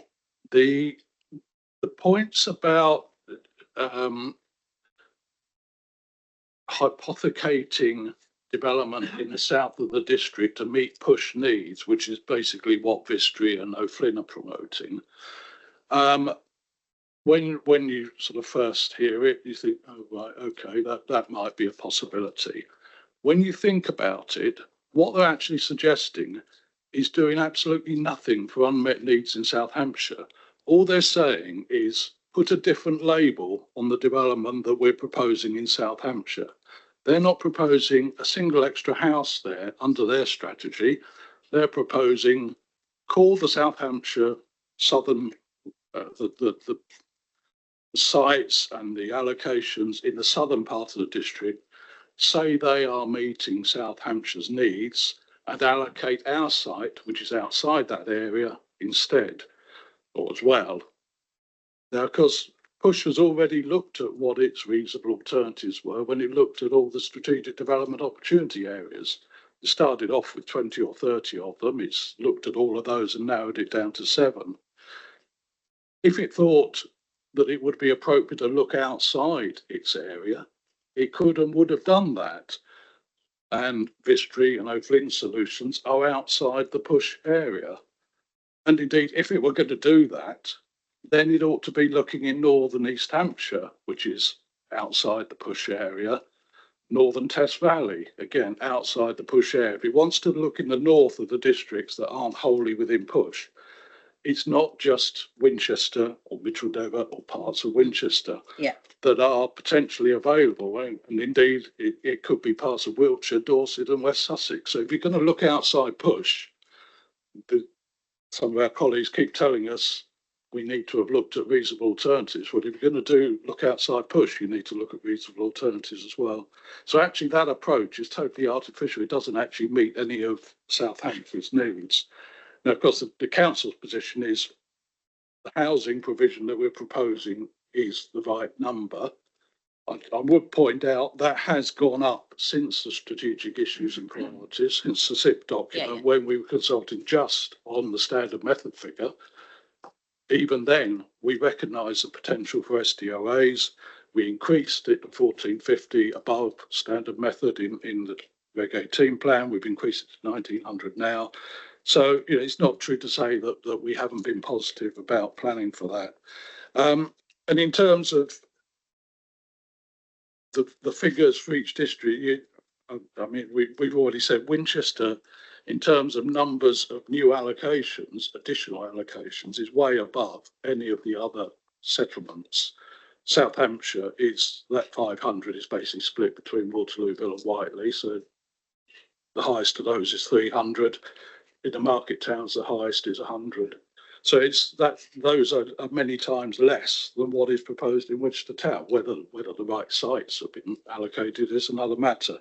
But so we think we have responded very positively in terms of unmet needs, but we don't actually need to specify which sites. What would that do? If we say allocation X is to meet South Hampshire's unmet needs, what difference does that make to what's actually built there? Who occupies it?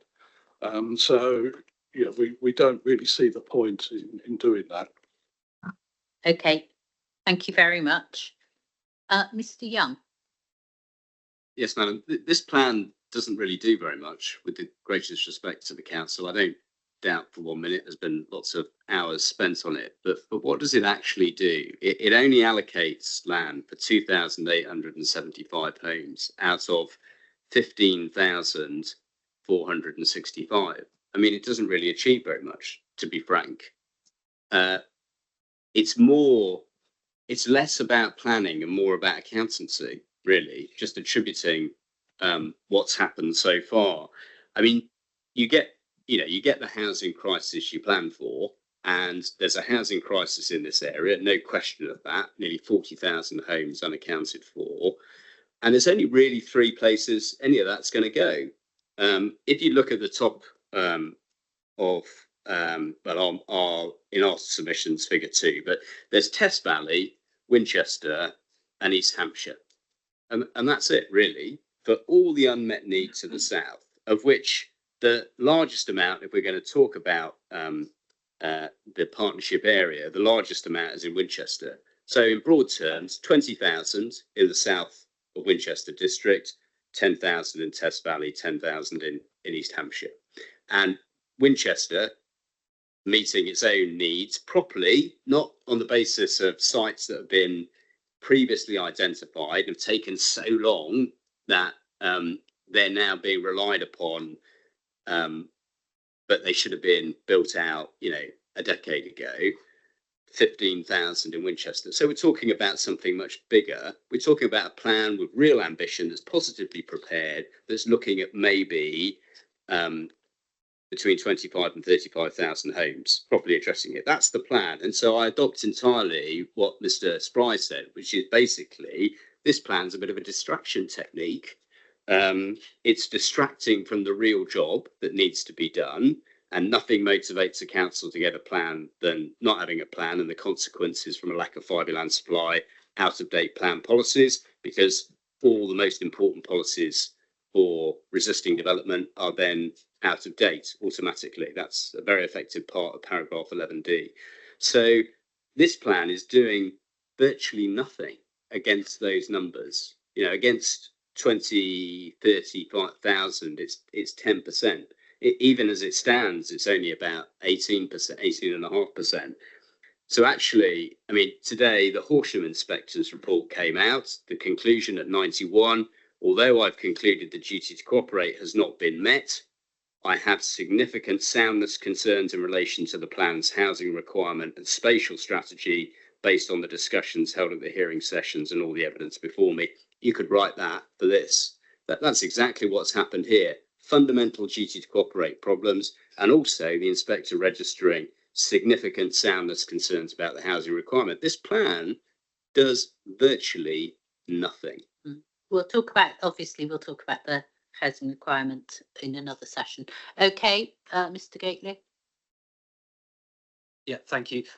Just take a step back towards the spatial approach, just to pick up on one of the council's comments, where we have South Hampshire urban area defined within the plan.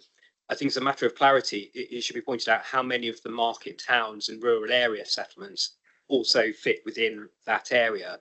I know it's been acknowledged by the council, but what it implies in the table under H3 is that there are these three completely different sources of housing, one for Winchester town city, one for South Hampshire, one for these market towns and rural areas. But in fact, only a minority of those settlements, market towns, larger rural settlements, intermediate rural settlements, only a minority of them are actually anywhere other than South Hampshire. So to an extent that the spatial approach that table depicts isn't really accurate to where the development would happen.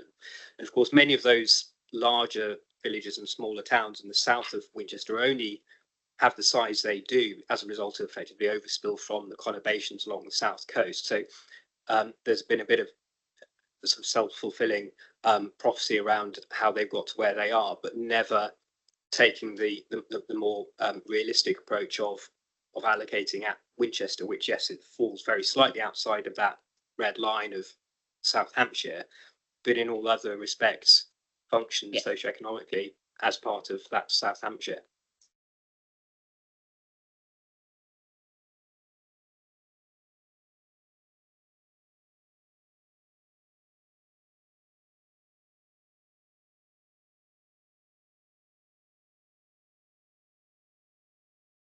Thank you.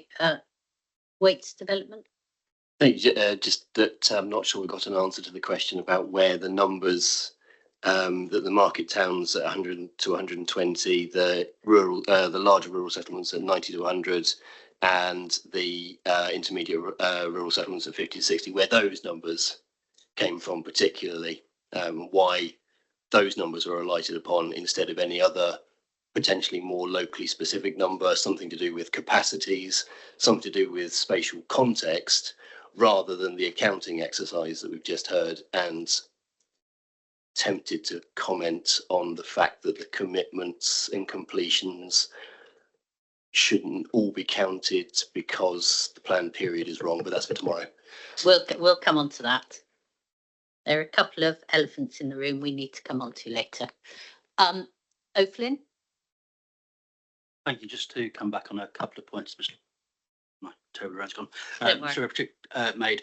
I think the suggestion was that the Partnership for South Hampshire area sort of formed a natural sort of boundary within which you could explore options for meeting unmet need, and that there must have been a sort of reason for that. I mean, I don't think there's any evidence before us that says that is a defined sort of boundary that acts as a sort of barrier to how you actually go about addressing unmet need and wider need. And sorry, you can come back, council. But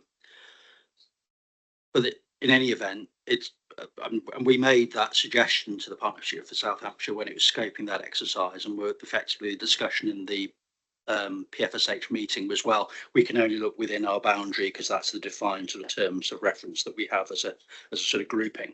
But in any event, it's contradicted by what Mr. Fox was saying, is that the reason you don't sort of hypothecate is you can't tell people from Winchester that they can't live in a sort of PFSH unmet need house. And one, of course, he's right about that, but that sort of misses the point that if you've got a sort of it's referred to as an accounting exercise, you've got essentially an equation which you've got the total amount of houses to be provided, and you've got the housing need for Winchester, and those are sort of two fixes, in the equation. And then what's sort of left is the amount that's available for unmet need, and you can see why the number has kind of gone up and down. At one point it was going to be, I think, 0 was the suggestion, because the Winchester's own method need has sort of gone up a little bit. So you can see that, you know, the unmet need contribution is simply an accounting output of the equation. So in which the supply of sites is fixed. So the answer is so obvious: allocate more sites. You allocate more sites. They can be in South Hampshire. That'd be a good idea. They could be in the rest of Winchester. That would also be a good idea. The overall point is you meet more of Winchester's need, and it meets more of the unmet need. And people from South Hampshire can live in South Hampshire. They can live in other parts of Winchester. People from Winchester can live in parts of South Hampshire. Nobody's trying to dictate or control any of that. It's simply the exercise that the NPPF asks us to do, which is to try and test and establish how much of the unmet need can be met, and to establish that through the testing of options. and we go back to that fundamental essence of what this plan is supposed to do, and it simply hasn't done it. And no sort of hypothecating or accountancy exercises in the sense to get away from that basic point. Okay, could I ask the council, you wanted to come back on a point? I just want to make two comments really. I mean, the first is just a matter of fact, and it may be that we're just slightly at odds in what we're saying in terms of understanding, but we're not suggesting that there's some rigid boundary in respect of which unmet need from South Hampshire can be met. I mean, I think quite the contrary. Mr. Fox's point is you simply can't, as a matter of fact, do that, and you can stick a label on a site and say it's South Hampshire, but means nothing. And the broader point is, we will have a debate about housing numbers in detail, but we've already this morning illustrated and explained our approach to meeting Winchester's needs and portion of unmet need contribution we make at this stage in this plan. And it's quite wrong to say, as Mr. Young in particular said in his rather polemical way, that the plan does nothing simply because it takes account of the fact that there remain a large number of allocations from the previous plan which are still being built out and can therefore contribute in this plan to meeting that housing need. It would be bizarre, frankly, to simply ignore the existence of these commitments, allocations and permissions when looking to meet a need which we say has been properly established. I just wanted to make that point because it's a strong flavour of the case that the objectors seem to be putting to you. Okay. Okay. Persimmon, please. Thank you, Hannah Young for DHA Planning. I think I agree with those on the table that this plan feels like a missed opportunity in terms of meeting the need. I'm not going to repeat that, but as Mr. Spry identified, the unmet need in the push area has been around for a long time. It's growing. It's significant. So I'm a little bit confused as to why this plan hasn't looked to push the areas that fall within the push area harder, especially in light of other spatial considerations. And this goes back to the comments we made under the second settlement hierarchy. But there's sites that benefit next to existing settlements, next to railway stations, next to significant infrastructure such as the Botley bypass, which I know was put in place not to deliver growth, but when you invest that much money, it should unlock housing. And in fact, there's no growth in that area at all. And I appreciate that. I think Foreman Holmes made the comment that there's a recognition in the plan that East Botley is too big an issue to deal with now. But actually, why haven't they even considered smaller sites that could form part of that bigger picture at this stage? Why are we just leaving that down the line where there's sites available? And if you look on the proposals map in that area, there's no growth being directed to that area at all. And there's sites in their own Sheila are being identified as deliverable and suitable, free from constraints, having site promoters around the table today saying we can deliver in the next 5 years, and they just seem to be being parked for later when it could deal with an unmet need issue now. Okay, thank you. Ms. Milner. Thank you, ma'am. I think what I heard from the other side of the table in terms of the response from Winchester was that completely contradictory and three entirely different answers in terms of the split between meeting needs and how that relates to the spatial strategy. One, we heard that it doesn't matter because people will just live anywhere anyway. Two, well, actually, the strategy does reflect South Hampshire Winchester split. And three, well, it does matter, but we don't identify any geographical response to that. All of this does matter because we need to understand whether the plan is justified and effective. And what we don't understand is how, I mean, numbers are a different thing, and we will come on to that, obviously coming on to that tomorrow. And the need for a more positive response to the situation in the district. But what we can't understand, and what there isn't around or in the plan, is how the spatial distribution has actually reflected, one, Winchester's needs, and two, the unmet need.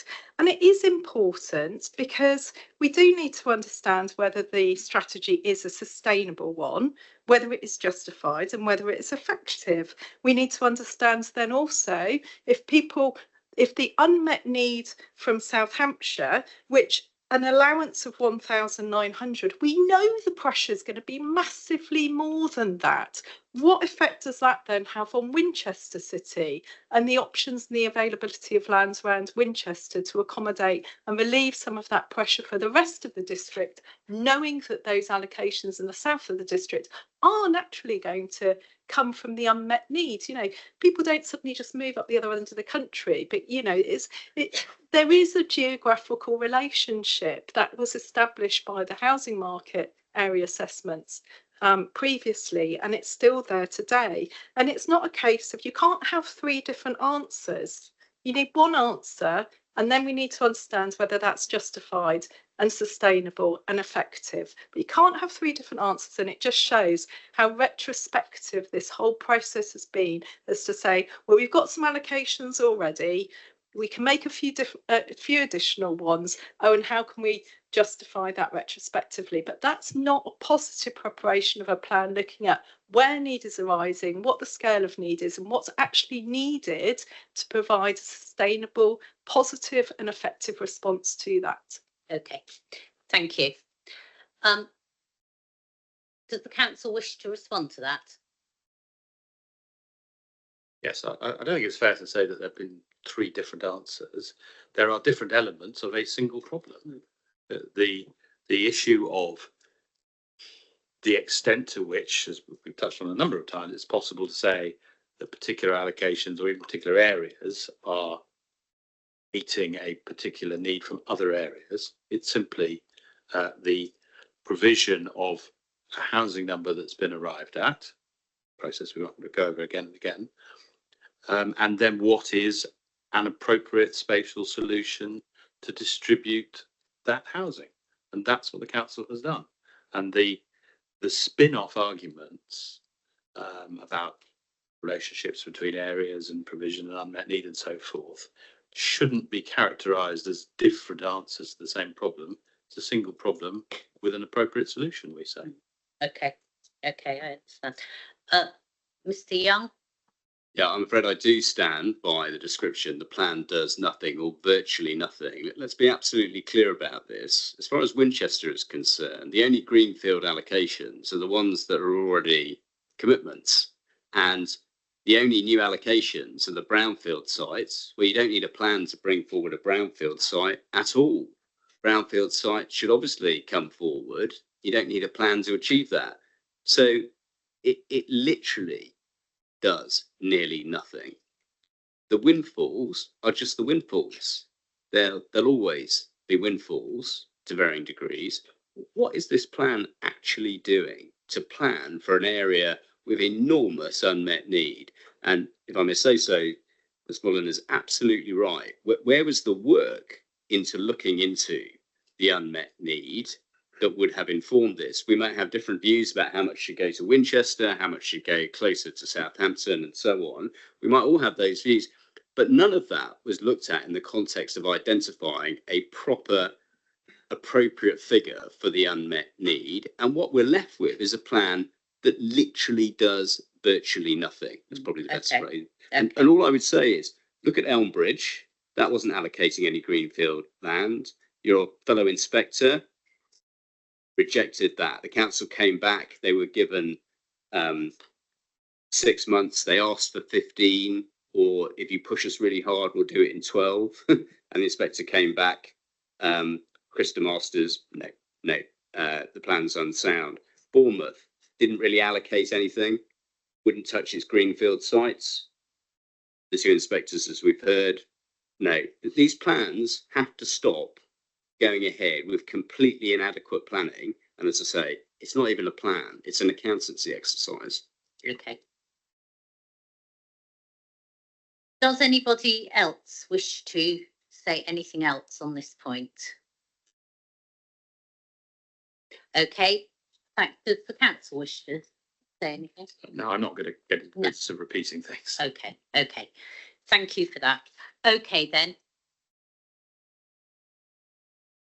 It's now 4:20, and I think we'll adjourn for the day. We'll be back tomorrow morning, and you've seen what I would expect is that the morning session will be slightly shorter because the afternoon session I would anticipate is going to be rather heavy.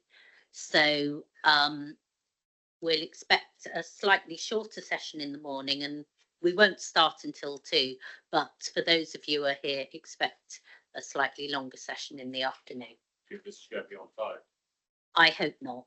I hope not, because that makes it very difficult for everyone, and it's very difficult to keep concentration, to be honest. Okay, now 4:20. Thank you very much, everyone, for your contributions. That's been very useful, and I'll see you tomorrow morning at 10 o'clock.